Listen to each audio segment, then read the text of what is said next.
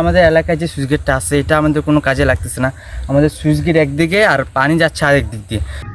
রাষ্ট্রীয় সম্পদের অপব্যবহার ও অপ্রয়োজনীয় প্রকল্প ছিল আওয়ামী লীগ সরকারের নীতি। সেই দৃশ্যপট থেকে বাদ যায়নি উত্তর জেলার ঠাকুরগাঁও। সেখানে প্রায় 2.5 কোটি টাকা ব্যয়ে নির্মিত জলকপাটটি কোনো কাজেই আসছে না, উল্টো তা পরিণত হয়েছে কৃষকের গলার কাটায়। এমনকি দীর্ঘদিন থেকে সচল না থাকায় পরিণত হয়েছে মাদক সেবীদের আড্ডাখানায়। খরা মৌসুমে আবাদি জমিতে সেচ সুবিধা পেতে 2015-16 অর্থবছরে বালিয়াডাঙ্গি উপজেলায় নহলা খালে 2,30,00,000 টাকা ব্যয়ে জলকপাট গেটটি নির্মাণ করেছিল এলজিইডি। শুরুতে সেটি খোলা এবং বন্ধের কাজ হলেও প্রায় 5 বছর ধরে কৃষকের কাজে আসছে না।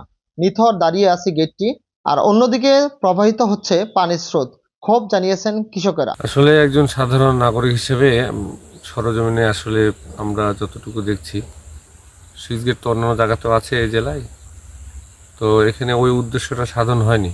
যেহেতু একেবারে সুইচ গেটটা অচল পড়ে আছে, এটা ব্যবহার হয় না, পানি আসার প্রশ্নই আসে না, অন্য পাশ দিয়ে পানি আসলে ঘুরে আসছে।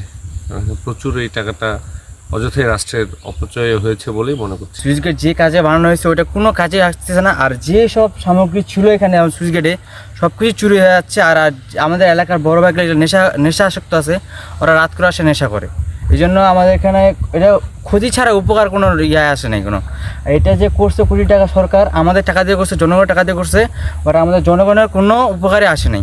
ছোট সিংগিয়া পানি ব্যবস্থাপনা সমবায় সমিতির সাধারণ সম্পাদক হুমায়ুন কবির বলেন, গেটের পূর্ব পাশে পানির স্রোতটা একদিক দিয়ে চলে যাচ্ছে, বন্যায় ভাঙে যাওয়ার কারণে পানির স্রোত একদিক দিয়ে চলে গেছে।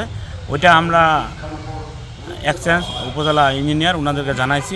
সমিতির ব্যবস্থাপনায় একটি গেট ও আরেকটি ওয়্যার করা হয়েছে। শুরুতে কৃষকদের জন্য এটি উপকার হলেও এখন কোনো কাজে আসছে না বলে অভিযোগ রয়েছে। প্রায় 2 বছর ধরে এলজিইডির সাথে সংস্কার নিয়েও কথা হয়েছে। জলকপাটটি এই বছরের মধ্যভাগে মেরামত হবে বলে জানিয়েছেন স্থানীয় সরকার প্রকৌশলী অধিদপ্তরের বালিয়াডাঙ্গি উপজেলা প্রকৌশলী। কাজের মান আমাদের ঠিক আছে ইনশাল্লাহ, তবে আমাদের যেটা এখন অকার্যকর মনে হচ্ছে, এটা আমাদের যেহেতু এই অঞ্চলটা আকস্মিক বন্যা হয়, এছাড়াও মাটি স্যান্ডি মাটি হওয়ার কারণে এটা বছরে বছরে আমরা রিএক্সকেভেশন করি এটা পানি প্রবাহটা ঠিক রাখি।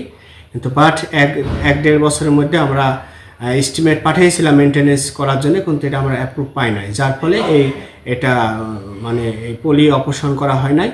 তবে আমরা এক্সচেঞ্জ স্যারের সাথে কথা বলবো বা বলা হয়েছে যে আমরা এটা রিএক্সকেভেশন করে এবং স্ট্রাকচার যে ত্রুটিগুলো আছে মেনটেন্স আইনে এটা ফাংশনিং করবো ইনশাল্লাহ। কৃষকের জন্য নির্মিত প্রকল্প যেন কৃষকের উপকারে আসে, তাই দ্রুত সংস্কার কাজ শেষ করার দাবি স্থানীয়দের।